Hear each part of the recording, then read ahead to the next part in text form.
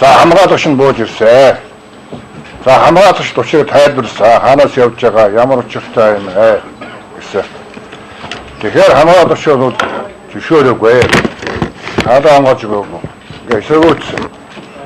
Тэгээд буцаад машинд ороод машинаас буу гаргаж ирсэн. Буугаа гаргаж ирээд сомгосон. Тэгээд манай ажилтнуудыг та нарыг би бүгдийг шинэ буудаж шүү. Ингэж. За энэ хооронд бол одоо тэр авийн байшингийн тэр аваар явж байсан улсууд энэ төр одоо суулж эхэлж байсан. Гэр бүлийнхэн насууд энэ гарч ирсэн гинлээ. За ингээ манай ажилтан бас гаргасан. Тэгээ ирсэн. За энэ хууль ёсны ажиллагаа явуулж байна. Чи над буугаад далд хий. Чи одоо намайг арж гин үү? Би одоо буугаад далд хийлээ. Чи над буу сумлцсан байх шүү. Маш аюултай нөхцөлөөр буугаад далд хийсэн. Тэгэхээр тэр нөхөр бол хамгаас нөхөр бол буугаад далд хийгээгүй. Чиглүүлээд байсан. За энэ одоо айхтар аюултай нөхцөл байдлаас манай ажилтаа харин их аваа самбал гаргаж гараас нь буугыг алдууч чадсан. Ингээд бууг нь одоо хангаа юу магазин чи юу гэх хүхээг нь авсан. За хүхээг нь аваад бууг нь шалгахад бол хоолоонд нь сан байсан. Ингээд бууг нь буцааж өгсөн. Тэр хоолоонд нь байсан сум авсан. За энэ хооронд бол одоо ингээд тэр нусгааг албаж авч дэрсэн. Бие хамгаалагч жолооч нар манай хооронд бол одоо маргаан гарч ингээд одоо барьцалж явсан. За энэ хоёр өөрөө манай ажилтан тэрвэрж аваад тэнд яваа асуудыг бол та нар харж байна уу? Энэ хүн намайг одоо барих гэж байна. Гар утсаараа зураг аав энэс одоо ийм одоо сони үйлдэл гаргасан.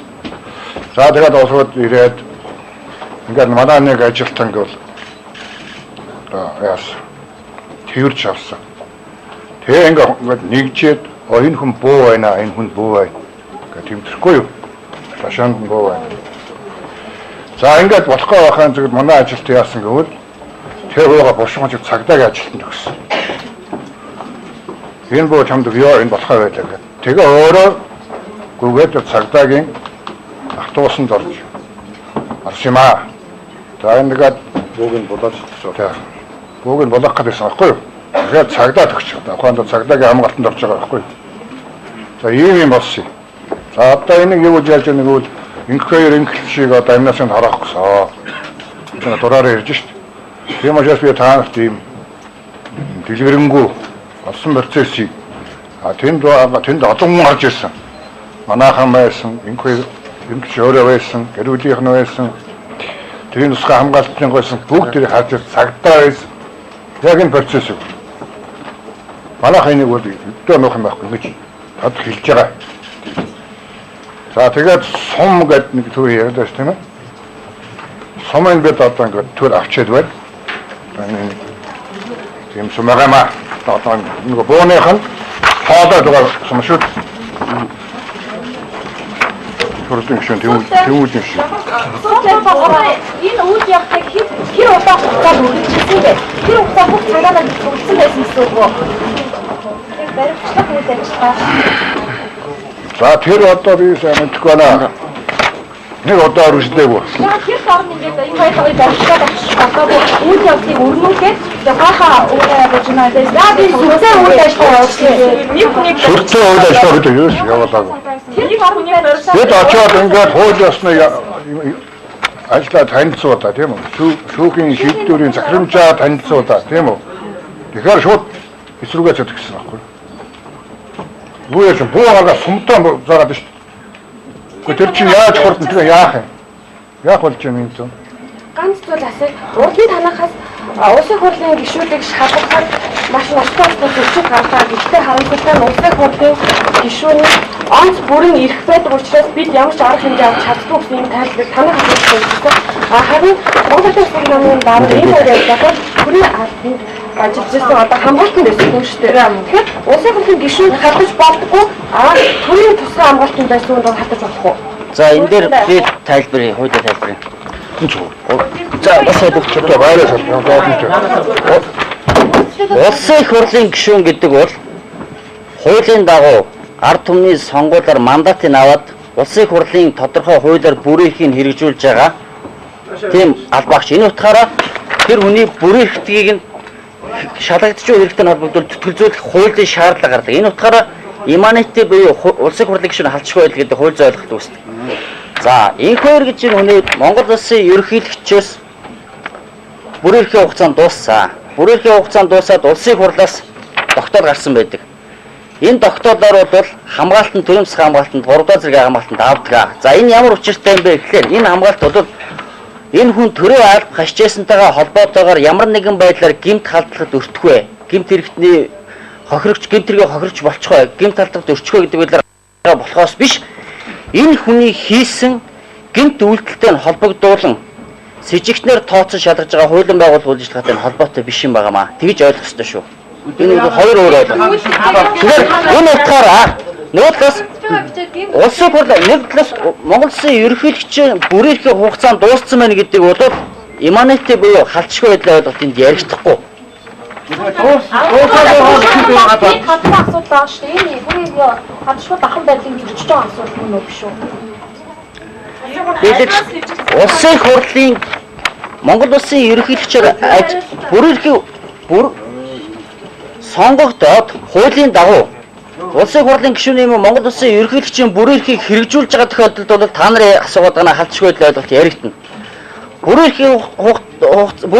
Бүрийрх нь хуулийн дагуу хугацаанд дууссан тохиолдолд наанд яриад байгаа халдшгүй байдал ойлголт энд яригдахгүй. Халдшгүй бол өөрөөр хэлбэл бүрийрхээс ноош байгаа хамгаалт гэдэг бол энэ хүн гэмт хэрэгт өртгөөс хамгаалж байгаа ойлгохоос биш, энэ хүний хийсэн гэм буруутай холбогдуулан хуулийн байгууллага шалгахаас хамгаалж байгаа хэрэг биш. Нөгөө талаас төрийн ямар ч өндөр алба гашчлаа гэсэн бүрийрхийн хугацаанд дууснаас хойш гэмт хэрэгт холбогдуулан шалгаж байгаа тохиолдолд энэ өөрөө яригдахгүй энэ ойлголт. Өөрөлд шүүх эрхмэтлийн үйл ажиллагаа хуулийн хяналтын байгууллагын үйл ажиллагаанаас гадуур хинэж үйл ажиллагаа байх ёсгүй. Энэ одоо баримтуудыг үндэслээд хуулийн ямар зүйл заалтаар одоо буруутгах хэрвээ энэ одоо яаж байгаа юу гэсэн мод хүн жилийн яаж таар байгаа вэ гэж бодохоор одоо Хүү аймгийн хорход хоригдож байгаа юм. Энэ хугацаанд мөрдөн байцаалт нь орж байгаа юу? Тэднээс мөрдөн байцаалтаа ирэх вэ? Нэмээд энэтэй холбоотой асуулт. Сэжигтэн тэмдэг ямар их сурвалжид баримтуудаар нотлоод баримтсан бэ? Сэжигтэн тэмдэг ярьсан шүү дээ. Сая ярьсан шүү дээ. За асуулт байгууллага хайлуулсан шүү. Өөр асуулт. Монгол Улсын ерөнхийлөгчөөр ажиллаж байсан энэ хоёрыг гэмт хэрэгт сэрдэх хангалттай баримт байгаа. Тийм учраас бид нар сэжигтнээр тооцсон. Одоо мөрдөн байцаалтын ажиллагаа үргэлжлэнэ. Цааш явагдана.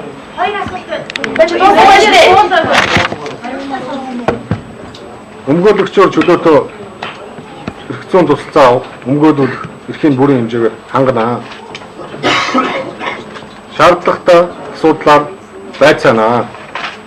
Мэдүүлэг их өгөх хэсэг нь өөрийнх нь эрхийн асуудал. Авралтаа нэг хүний дайсаалтыг энэ нэг хүний Өөрийн зөв заалтын тухайд эрүүгийн хуулийн 153 гэдэг маань өөрөө хүнд гэмтэргийн ангилд хамаарч байгаа. энэ хэдэн жилийн оноо заалттай гэдэг юм. Хүнд гэмтэрэг өөрөө 5-аас дээш жилийн харагдав. Энэ нар дараачлах тийм 300 цэнтэгийн авах хэрэгжийг дайчлах тийм шаардлага байсан юм уу? Тэрэн дээр хүмүүс одоо хатах юу төрөөд байна л да. Тэр жоо жүжиг маягийн Өчигдрийн болсон асуудлыг би түрүүн аль болох ойлгомжтой тайлбарлахыг хичээсэн. Ерөнхийдөө төрийн тусгай хамгаалалтын тухай хуулиар тогтоосон хамгаалалтын зэргийг журам зөрчиж нэмэгдүүлж 9 үнээр хүч нэмэгдүүлсэн. Ингэснээр галт зэвсэг хэрэглэх эрх хүхийн субъектүүдээр дээрээс нь хувийн боргоод намын дэмжигч нараа хамгаалуулж хүрээлүүлсэн. Энэ тохиолдолд бид нар шууд хүч хэрэглэх хэн өөрөө тодорхой эрсдэл дагуулж болцсохгүй гэж үзсэн юм аа. Тийм учраас бид асуудал хүлээцтэй хандсан. Батлангаас гарах боломжтой юу? Хэрэв батлангаас гарах хичнээн хөрөнгө оруулах. Ойлгох юм бол та 10 сараас хойш өглөө 5 цаг ийм хоёр юм гэж айгүй удаан юм ярьсан. Яг юу яриад тогтцоод юм уу? Яагаад болохгүй тэгж удаан юу ярьсан? Батландаалт гэдэг маань мөнгөний асуудлыг ярьж байгаа юм шээ. Тодорхой эхэлсэн ажилдаа с ิจ гтийн ялагдагчийг батлан даах чадвартай хоёр этгээдийг батлан даагчаар авч тасан сэргийлэх арга хэмжээ авдаг. Тэр этгээдүүд тухайн с ิจ гтийн ялагдагчийг хууль хяналтын байгууллагад дуудсан цагт нь эрүүлэх үүргийг хүлээдэг юм. Энэ бол батлан даалт. Нөгөө тасан сэргийлэх арга хэмжээ нь таны ярьж байгаа мөнгө гэж байгаа бол барьцааны асуудал. Дараагийнх нь асуудал юу гэдэг вэ? Та өглөө 5 цаг юу ярьсан? Би өглөө 5 цаг хүртэл яриаггүй. Хэдэн цагт ороод хэдэн цагт асныг та бүхэн өөрсдөө мэдж байгаа. Ямар ч байсан би орж боломж олдоогүй, танилцуулж чадаагүй байсан шүүхийн шийдвэрийг өмгөөлөгчд нь бөгөөд өөрт нь танилцуулж түрүү миний хэлсэнчлэн хуулийн байгууллагын үйл ажиллагаанд хүндэтгэлтэй хандаач гэдэг хүслийг тавьсан. Энэ хоёр гэдэг хүний шалгаж байгаа нь авилгын хэрэгтэй холбоотой өөр төрлийн дээр албан шалтгаан байгаа юу? За шалгалт дуусаагүй байна, тийм учраас илүү дэлгэрэнгүй мэдээллийг өгөх боломжтой. Ийм хэрэгтэй одоо холбоотой гэж бас яригддаг. Тэгэхээр энэ бол зөвхөн өндөр албан тушаалд ажиллаж байгаа хүмүүс, ажиллаж байсан хүмүүсийг одоо нэг цагтаа хоолой хүмүүс энэ одоо ихтэй оршил. Дандаа л одоо айгүй олон хүнийг шалгаж ийн гэж мэдээлж исэн боловч анх удаа өчигдрийн шиг юм ноцтой асуудал гарсан байхгүй. Тийм болохоор яагаад өчигдөр бүр тэгэж айхтар арга хэмжээ авсан юм? Цаашдаа дандаа ингэх юм уу? Яг үнэ. За бид нар ямар ч байсан шүүхийн шийдвэрийг хэрэгжүүлэх арга хэмжээ авсан. Явсан үйл ажиллагаа хуулийн дагуу хийж байна. Түрүү аргын газар өмнө нарийн төрийн албан шалтгаан холбоотой ингэж шалгалтын явцад хууль хэлцэх хугацаа дууссан гэдэг үндсээр ирсэн болж байна. Яг одоо энэ хэрэгтэй хууль хэлцэх хугацааг ямар ч юм байна. Хууль хэлцэх хугацаанд дуусаагүй. Дууссан гэдэг нь сөнгөөсөн юм. Улсын хурлын гишүүдтэй холбоотой хэрэгүүд танаа дээр юм уу хяналтын шатны дээр хэрэгсгүй болдог тохиолдол олон байдаг тийм. Тэр нь эцэслээд шүүгээр шийдэгдсэн болоод сан гарагчаас өөр бол нэг шийдэгдсэн хэрэг байх юм шүү дээ. Нэг сөрдүүлэн болж байгаа юм бас хориггүй болчихсон. Тэгэхээр инхвери хэрэг магадгүй улсын зорилготой ингээд шалгаад байгаа юм шиг гэсэн хадлага юм л да. Энэ тэгээ яг шүүхээр эцэслээд шийдэх боломжтой мó. Эрүүгийн хэрэг хэрэгсгүй болох олон үндэслэл бий. Хууль хэлцэх хугацаанд дуусч болно, өршөөл үзүүлэх, хууль хамрагдаж болно. Энэ болгоныг ингээд тайлбарлаад дээрэс нь өөрийнхөө үйл ажиллагаа үр дүн яриа явах юм бол мэдээ их удаан хугацаа авах үстэй. Одоо хуулийн хэлж болохгүй тийм. Тэр шалгалт зүйл эцсийн гүн шүү дээ. Тэрийн газар дээр хичнээн галцчихтэй танаа алдаа харж байсан байх. Тэгээд ямдастай болохоор энэ цагдаагийн албан таарагчдын манайхтай хамаагүй ажиллаж байгаа газар бүгд мэдлэгтэй тайлбар өгөх үү. Энэ тас тайлбарлахгүй юу? За бид нар ямар ч байсан цагдаагийн байгууллагад төсөлтөд гаргасан хууль заасан журмын дагуу тогтоолыг хөргүүлсэн ингээд ажиллагаа явагдсан байна. Асуулт айгүй Заавчлаараа зэрэг асуугаад байгаа болохоор аль нь нэг их сургуулийн хэлж байгаа хэмжээтэй болоо энэ одоо баримтлах ажиллагааг цоос 2 өдрийн өмнө цагдаа нар сургуулилт хийсээ галт зэрсэг хэрэглэх тухай өөрсдөө нь гарын үсэг зурулсан гэдэг юм сургуулийн мэдээлэл байгаа. Эдгээр та юу гэж байна? Сайн цагдаа толгойтой юм дээр би тайлбар хийе.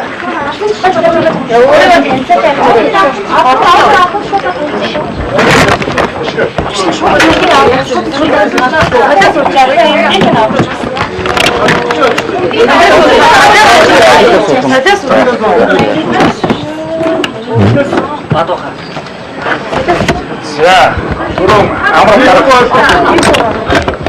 гарсан.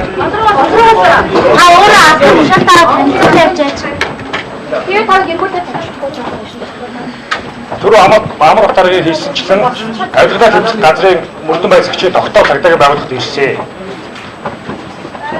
Энэ тогтоолыг биелүүлэх албадан хүрэх ажиллагааг цагдаагийн байгууллага явуулсан. Цагдаагийн байгууллагын энэ үйл ажиллагаа хууль журмын дагуу нийцж явагдсан. Энэ бол ямар нэгэн албан тушаалтан, ямар нэгэн сайд тодруулж хэлбэр төрөндөө асууж хууль зүйн дотоод хэргийн сайд нямд орж үүрэг даалгавар өгсөн юм байхгүй. Энэний цагдаагийн байгууллагад оролцсон үндэслэлд нь Адилхан тэмцэх газрын мөрдөн байцаагчийн тогтоол гэсэн. Энэ тогтоолыг бид биелүүлэх үүрэгтэй хуулиараа. Энэ хуулийг бид хэрэгжүүлсэн.